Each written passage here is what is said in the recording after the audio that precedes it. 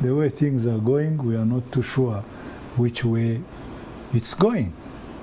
I am sure you must have listened to the news last night. The president of Brazil tested positive. I saw him getting firm and giving assurances to the country. And of course, you know his views about COVID. It was inevitable. I mean, he had to be forced by a court to wear a mask. Yes, but you see, when COVID comes in, yes, sir, the fundamentals are, first of all, it affects our economy fatally. We used to get $1.67 billion in tourism, closed off. We used to get $1.3 billion from Ugandans in diaspora. You know, Uganda survives by very interesting means. And then, because of that, we had to borrow money. Now, this brings us to an important topic about not earning and then borrowing more money and therefore getting into the crisis of debt management. Now, that being so, there is also that it has disrupted our normal course of running business. For example, I don't know how many times I have to repeat this, but the border industry, it consumed parts, consumed motorcycles, it ran loans, it ran families, it employed people. It was responsible for the survival of 6 million Ugandans.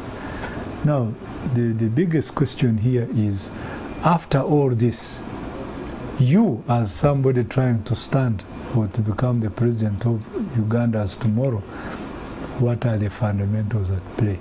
COVID has now become a factor. And I'm glad you are not asking me about management. No, we are not. I think we are focusing on your plans. We are going to spend more time doing. Now that it's a factor, what else is at play? I want you to always understand that Uganda is part of what they now call a global economy. Information, goods, images flow to this country, and it's not in our means to control it. In fact, every country now, as we talk, is struggling to attract investors and contain them. Now, these investors have got some things about them that me and you don't know. Some of them borrow money from where me and you don't know. Some of them, these investors are commanded by some fundamentals me and you don't know. For example, the Chinese investor is commanded by a theory called state capitalism. If money comes from Europe, it's free market economy. This is all money flowing to Africa, finding us in our usual state of, I could call it helplessness sometimes, because if you don't own the resources you run your country with, this comes with its own implications. So, over and above that, you also know, for example, that other sides of the economy are commanded by a lot of uncertainties. Because from the other earnings I have told you, we go to the earning of $400 million, which was supposed to be coming from coffee. Coffee, you know very well, has to pass through Maraba. There are checks, and from there it has to go to Mombasa. I'm sure there are 1,000 inconveniences. And where you are competing with other people's products, for example, the Kenyan products finding their way into the international market, there is still this effect of COVID. Now, COVID also has got a state of disruption of mind. Yes, for example, if I have to come here, I have to remember to put on a mask and put it on correctly. You may call it, for example, a simple matter, but I don't know how many people have got to go back to their houses when they have climbed their car. And because now there are other circumstances like people not being too sure about public transport, you're also having more vehicles on the road, and therefore traffic, and therefore disruption. Generally, the total disruption of the minds of our people. Now, when you come in as a leader in the next regime of things, and I suppose it's very possible, and I tell you it is possible, the problem is, what are you inheriting? I saw the president of Malawi yesterday flashing grand promises. Then he was someone who was saying, we are suffering, we are in a problem. COVID has now multiplied, I think largely because they had an open election, and largely because they had to have an election anyway. My main question is, while all this is around our country, why must we go, for example, into the expenses of running an election? So you don't agree that we should be having an election at such a time? Are you calling for a postponement? Absolutely. Why? I am calling for a postponement. The reasons are just what I have laid out. Plus the fact that... Only COVID-19? No, it's fundamental. But also for the very fact that we may stand the risk of not having a legitimate, trustable, credible election. The history of Uganda is quite tainted by these kind of circumstances. So no one, especially the serving government, for the reasons that it is in government, should ever risk a situation whereby Ugandans do not have confidence in the possible results. I had a long discussion here with the chairman of the Electoral Commission, and I'm sure we are on record. I wouldn't want to spend a lot of time, but the election has to be legitimate. The election has to be seen to be credible. For me, that's why I think, especially that we have always amended the Constitution. We can suspend some articles of the Constitution. The Constitution provides for anything you would want to have about these kind of circumstances, not totally silent. Actually, what I see is more outside, being the amendments in Parliament, for example, is more outside the Constitution than what the Constitution provides as a possible medicine of these kind of circumstances. So, the disruption also disrupted my own personal time. I lost 2 months in Luzira. That's what we want to hear. I went under a lot of inconvenienced life. Although in my own way, I always want to tap the positives. I lived in Luzira. I can now tell the circumstances. I can relate Ugandans living in certain very critical circumstances. Relate it to Kosovo, which is a grand slum in Kampala, and so relate it to the Ugandan villager in the corner of Kitgum Matidi. I can now do a complete circle and get to understand, if you are in leadership in this country, what are you actually dealing with? 3,000 prisoners in such a small. In fact, I've been very worried should COVID in any way peep in that place. The levels of congestion, the kind of sleeping comfort, many other things. Yes, Luzira was to my total inconvenience, but it was also an education course for me. Now I do understand. I can have a full spectrum of what exactly I am dealing with if I have ever to become a leader. Now you're out of jail. Yes. And there's a chance that you could become a leader. Now the question is, why do you want to lead Uganda? That's what the viewer wants to know. Why I want to lead Uganda? The first reason is that because I understand what Uganda needs. The other reason... Which is what Uganda needs. Yes. For example, these circumstances I've been describing will affect our economy fundamentally. Of course, we have other areas. But of course, Mr. Tumukunde, yes, most of these circumstances came during COVID-19, which is 2020. Yes. There's some persistent problems that have been with us since 1981. That's what we want you to talk about. Well, that's what I was coming to. First of all, I want to spend some few minutes on the issue of debt. Go ahead. If you are already paying 40% of your budget to debt, and considering that actually every day of our time we are expanding, the costs of running government here You must have seen this morning that 5 elderly MPs have been approved. Yes. You must have heard that 9 constituencies were approved. Last week. You must have been that they heard that 10 cities have been approved. Last week. You must have seen that, many of these things. However, what Uganda has suffered is largely because most African countries suffer it. But what do I have to offer? Yes. Maybe that is the first important question. For example, let's streamline a few aspects. Let me raise something about agriculture. Romeo, how long shall we live with the hoe? We need to shift to commercial agriculture. Yes. Can I give you my own reasons? Go ahead. For example, Malaysia hanged the hoe in 1972. When we were getting independence, we are largely the same levels of economy with Malaysia. I want to go and check what is happening in Malaysia and then come back to us and see what is happening.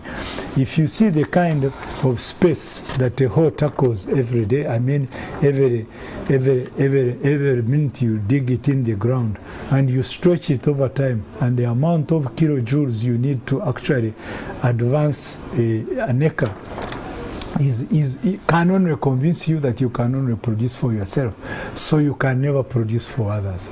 Now, commercial agriculture, when you talk about commercial agriculture, people rush to the issues of a tractor. A tractor, yes, you can have smaller tractors. Most of these countries, advanced as they are, they still run their commercial agriculture, not necessarily using the heavy-duty tractors. So my main question is, for example, some circumstances that can be transferred to commercial agriculture is, for example, that most of our people know now how to deal with motorcycles. The engine that runs these small commercial production units are similar and connected and related to the mechanics of a boda. If we cared, we could transfer this and place it where we want it, and that is in commercial agriculture. In a nutshell, when you become president, you plan to shift the country from subsistence agriculture to commercial agriculture. Yes, let me go to another point. Thank you very much. But before you do go to another point, we also do have Sarah Birete. I would like to first counter some of the issues you've raised. Sarah Birete is the executive director of the Center for Constitutional Governance. She's also a political analyst. Sarah Birete, Lieutenant General Henry Tumukunde did say that he would actually support this postponement of the election. Would you agree? Postponement of elections is hinged on declaration of a state of emergency. Do the conditions warrant a declaration of a state of emergency? Byabakama says no. If you look at the behavior of COVID and the people that have been infected with COVID, we see COVID patients in hospitals and isolation centers dancing, doing press-ups. And the scientists have confirmed that there are very few of our patients that have really been in a critical condition. And one can ask whether Uganda has a cure for COVID. Of course, we don't have. And what are we giving these patients? It's vitamin C, a few other normal medicines here and there. So the question, I think scientists need to be fair to the country and explain the real effect of COVID in the Ugandan context. We have seen people in Chikubo carrying on everywhere congested. Have we had any spike of COVID in Chikubo? No. Where I live in Namgongo, people have never changed their lifestyle. So we need to know, first of all, we know we have the demographic advantage, the demographics. A young population cannot have the same effect of COVID like an elderly or middle, a balanced population. So the scientists have not been helpful in this context. We have above 80% asymptomatic cases. And even World Health Organization has said most of these cases can be managed at home. But we have a different situation that is not transparent in this country, according to the leadership that is managing the pandemic. So given that background, it becomes difficult to determine whether we can even have an election or not based on that information available from scientists. But going back to the constitutional provisions, yes, the constitution would allow elections to be postponed. We have Article 110 C, which provides for securing the need to secure public safety, which relates to COVID pandemic. We have Article 77 of the Constitution, which says once you declare a state of emergency, then you can extend Parliament. And then we have Article 103, Clause 3, subsection D, which provides for determination of electing a president temporarily in case a normal election cannot take place. We have had people saying the Constitution does not provide for ways of postponing elections. That is a total lie. It is dishonesty.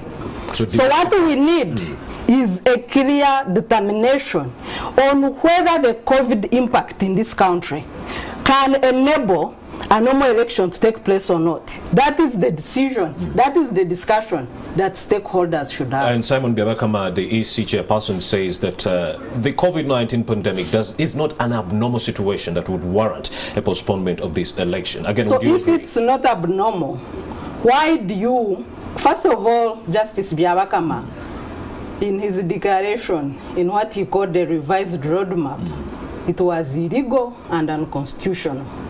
Electoral Commission has no mandate to change electoral laws in this country. Thank you. All electoral laws provide for public meetings, starting from the Constitution on freedom of association, assembly, and movement. We don't have freedom of movement currently. The curfew, we have 9 districts under lockdown. We have a curfew which limits and really disrupts our lifestyle, and I think it is really total dishonesty to keep a curfew as a measure for preventing COVID unknown to World Health Organization guidelines. That is total dishonesty on the part of leadership. If they are saying they are keeping it for security reasons, then Ugandans should be told that the security agencies in this country have no capacity to secure the lives of Ugandans. That debate should also be sorted out.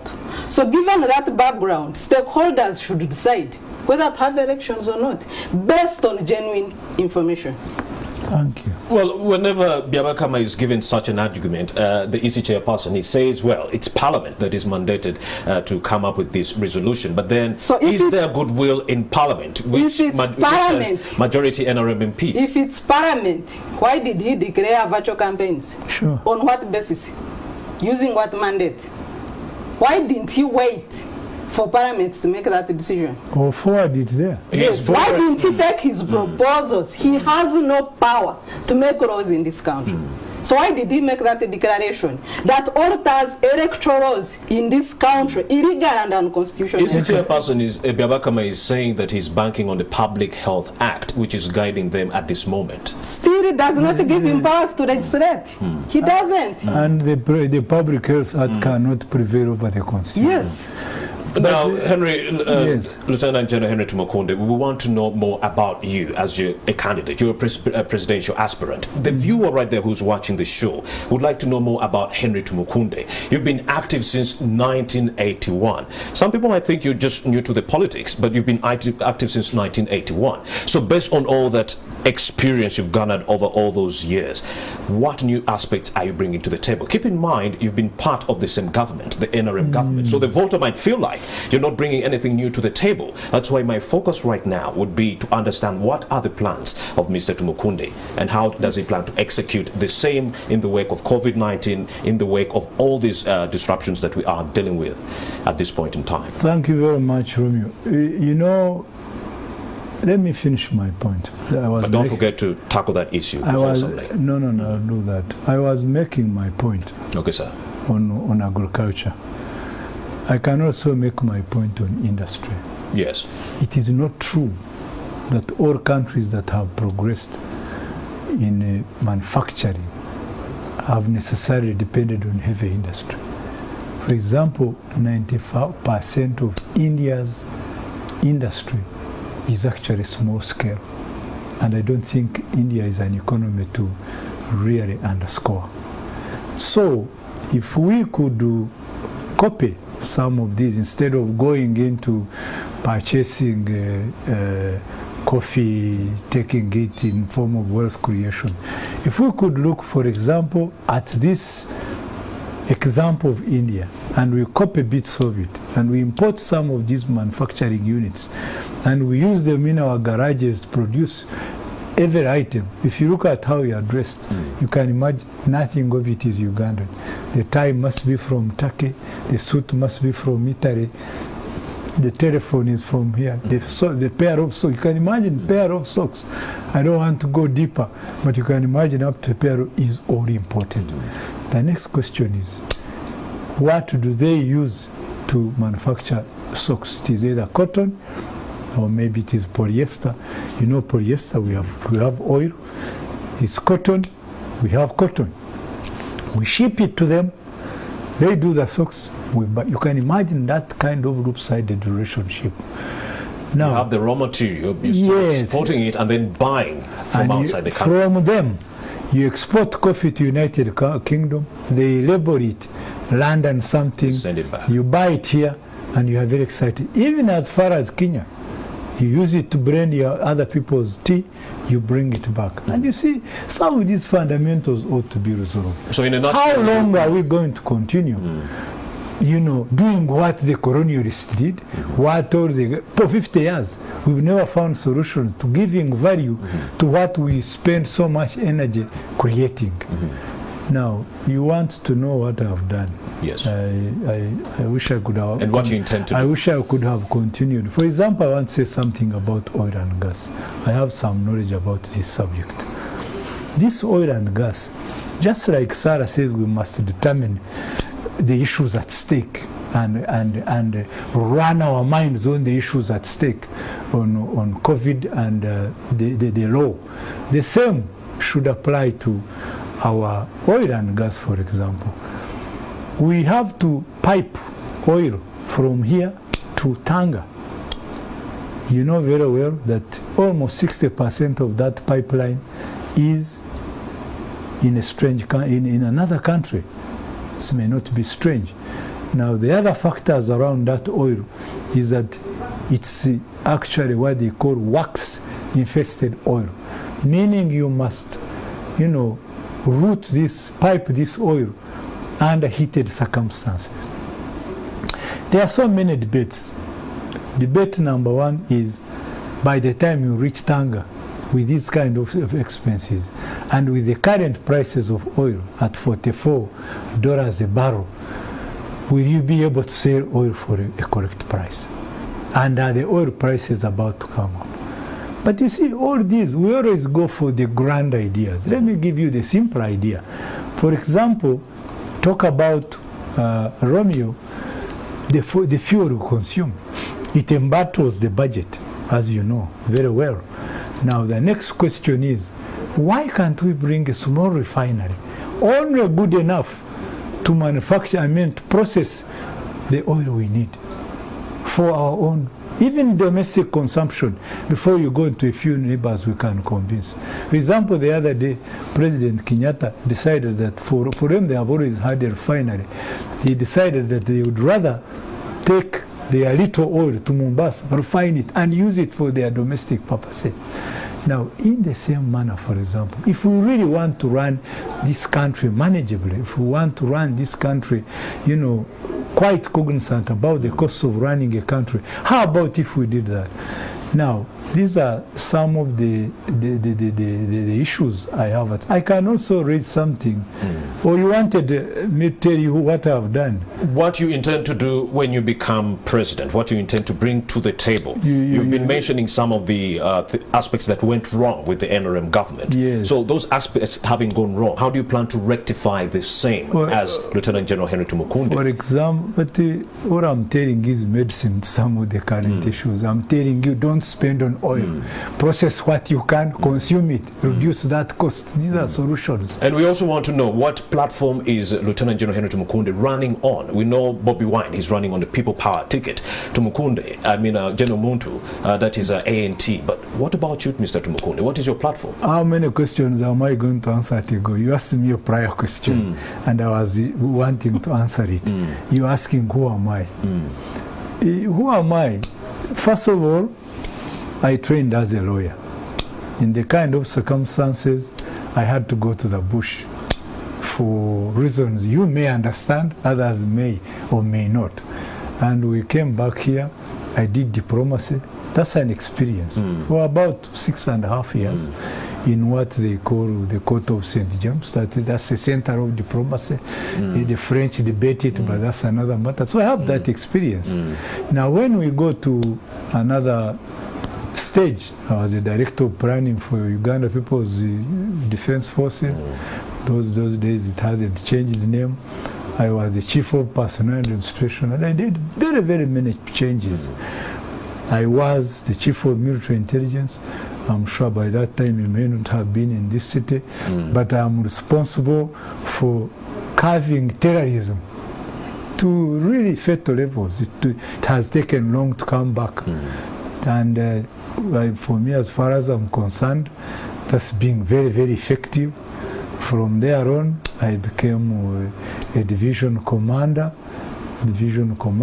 In my times, I happened to eradicate Ebola in very difficult circumstances, war, IDPs, and general circumstances that were very disrupted. I'm also largely responsible, though we are not on record, for inconveniencing Kony's life in northern Uganda. And of course also, you know, dealing and negotiating with the Achor people and convincing them about the cost of war. Yes, I went to Director General of Internal Security. I changed quite a lot.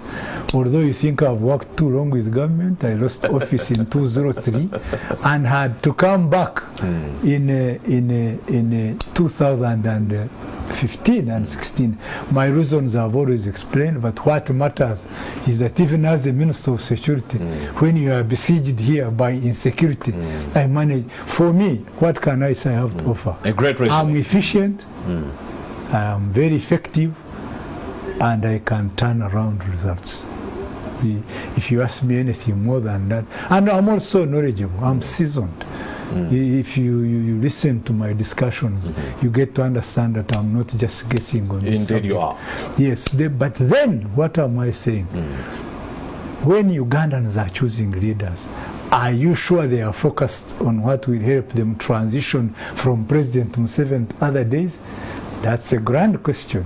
And if you would want to ask me to send it to Ugandans, it's time for them to precisionally understand what they need in us, with the leaders.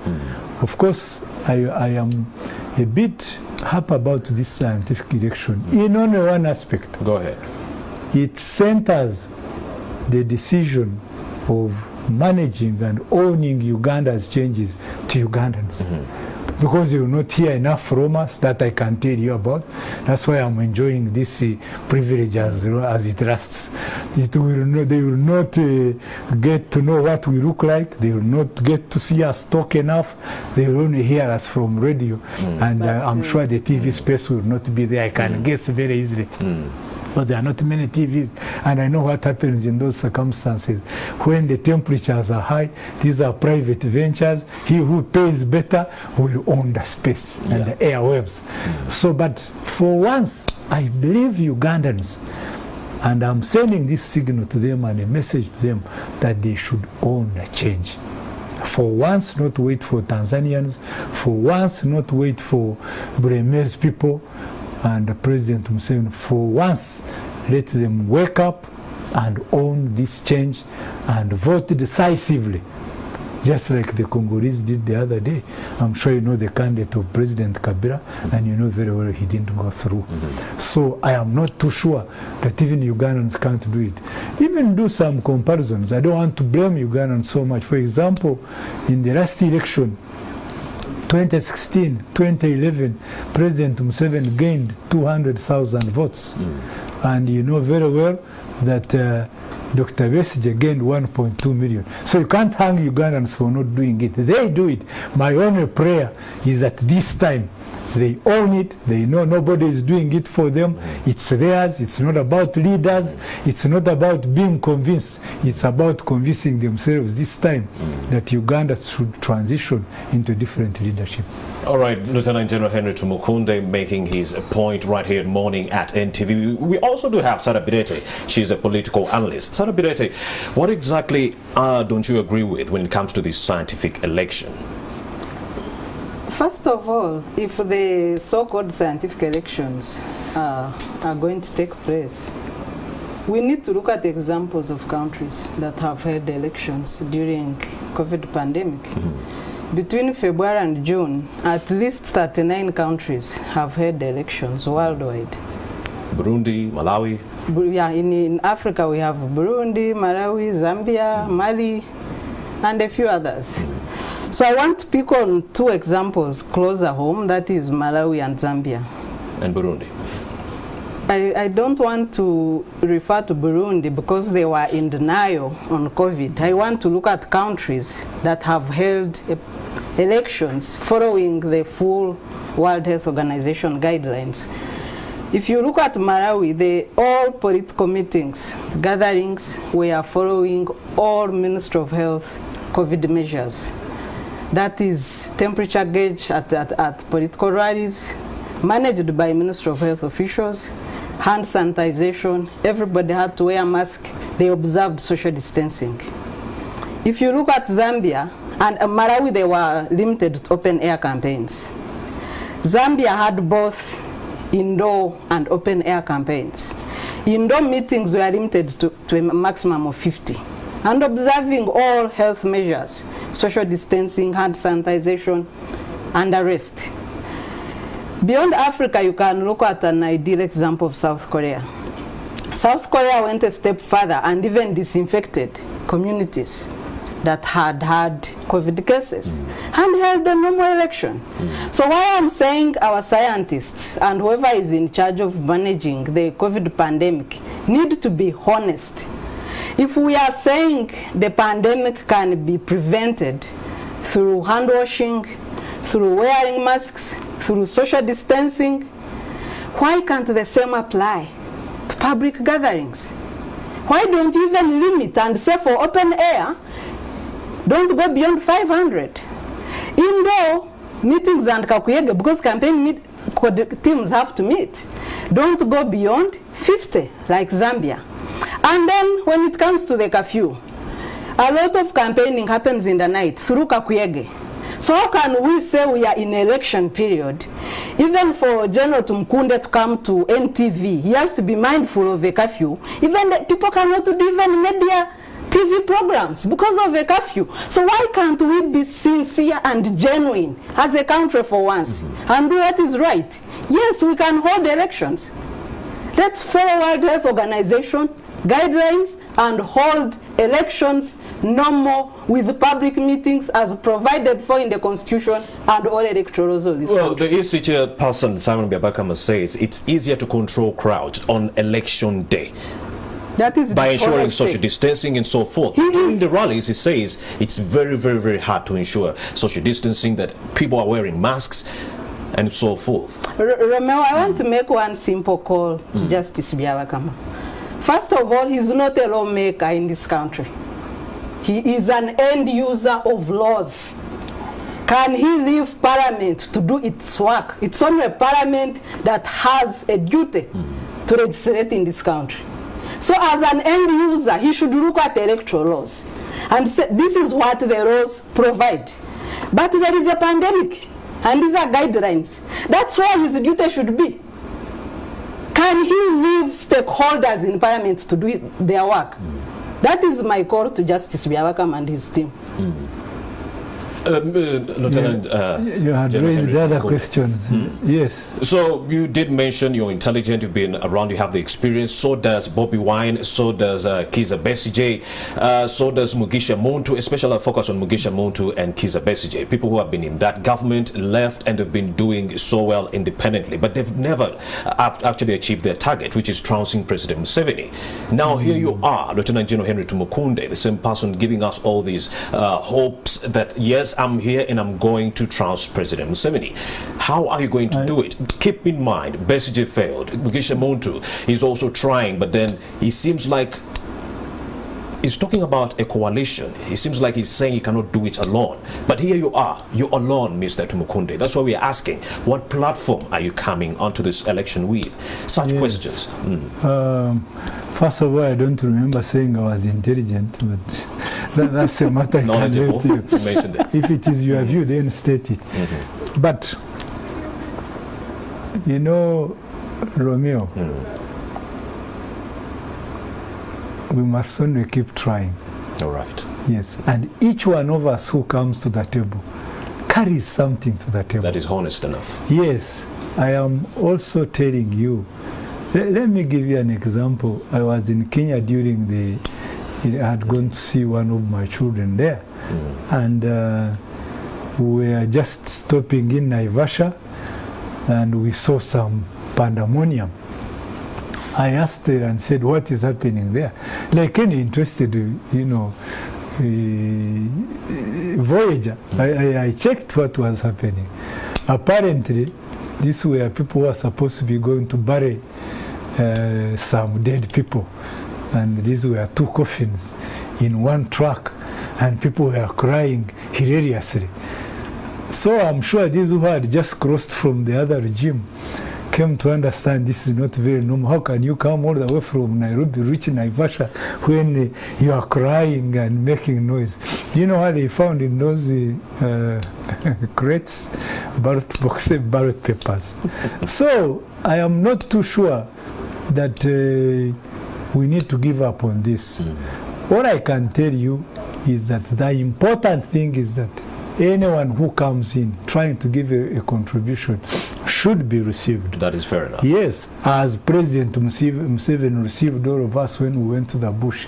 These people you are talking about have got another characteristic. When we all went to the bush, we are called a set of intellectuals. We are all received. We all gave different contributions. Actually, if I tell you, one was a great doctor, another one was offering leadership. For me, I was also offering contribution in other areas. When we come together, although I don't want to underscore General Munto's view, if we can achieve a coalition, we should. If we can't achieve a coalition, and as long as what Sarah is stating in very precision terms, I didn't want to repeat her views because they are quite researched and very elaborate. As long as these circumstances are sorted, we can still go for an election at an appropriate time. Do you have any plans to join the other coalitions, say the United Forces for Change? Yes, but you see, United Forces for Change, if you label yourself as such and you become yourself, that's another matter. Maybe we should have been invited. But you see, like the coalition of the willing in the East African community, if a few people can move certain steps, we give them credit for it. I am available and we are discussing. When time comes, we'll see what we can do together. ANT, I have quite a bit of connections with them. That's something we don't have to be exposing in front of the screen. We are working on the possibilities of, but if this does not work, as long as the circumstances are lined up properly, we can always make it. Now the other, join and do something. If not, we can go single-handedly. There's also something I want to raise with you, Romeo. It is not true that people come together just because on who will be on the ballot paper. There are many other issues to resolve. Like? For example, we can agree that since Tumukunde comes from Rukunjiri, you take on Tungamo, take on Rukunjiri, Kanungu, then another candidate Mao take on this area. Yes, we can always, sort the responsibilities. What makes an election different? Just denying president for 10%, which is what he has over 50. And that's it. So we can always come together for many more reasons. But there's also another fundamental factor I have to raise. When you come to table to discuss, do not come to table saying, yes, it is because I'll be the one. That really reverses the whole trend of things. At least for me, I will not go to any table saying, let it be as long as I'm the one. I see some friction in this coalition. Do not predict friction. No, that's negative. Because Bobby Wine is already saying, please, Mr. Kizza Besigye, fall back behind me and support me. And you have people who are telling Kizza Besigye, please run. Yes. Muntu also wants to run, even though he wants to be part of the coalition. I'm sensing something that is. I had referred to Chakwera's speech. It's so amazing that we are now discussing Malawi as a leading example. In his speech, he says, I praise those who sacrifice their ambitions for the sake of unity. Indeed. Yeah. I find it very, very fascinating. What is not in our means to do? Do you want to tell me those Malawians have got superior competence to us? These opposition leaders are quite competent people, capable people. But you see some of the things you have to do. For example, surrender your ambition in the interest of winning an election. All right. For me, I offer myself in that line, and my principle is that at least I want to go saying, I am the one. Yes, these are the differences. Coalition or not, you've had it from Lieutenant General Henry Tumukunde. The struggle continues with or without a coalition. He will go single-handedly if need be, because the struggle does continue. I also do have Sarah Birete in studio. I'd like to talk about the communication aspect as we head into this election.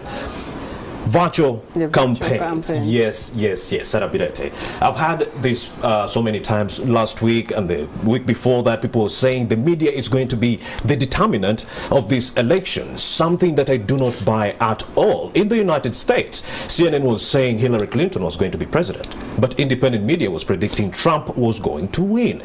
So media in no way is going to be determining this election, basing on that aspect from the United States. Everyone thought Trump would lose, but he triumphed over the media. So here we are in Uganda, 40 TV stations, 260 radio stations, 1.5 elective positions. That's about 3 million people vying for elective posts, or even more.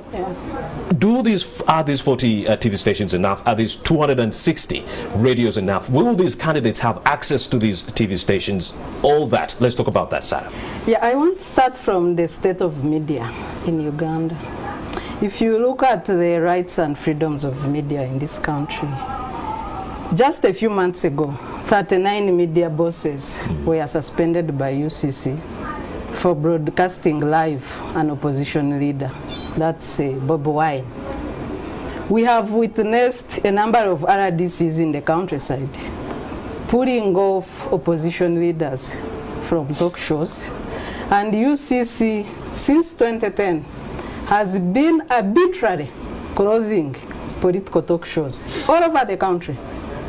So we have, this is the state of media that we are talking about, that is a major platform to enable Ugandans make an informed decision as to who should govern them at several levels. So for the first time, we are going to have values-based politics and not sentimental politics. Before we get to that, so I see UCC is preparing guidelines for virtual campaigns.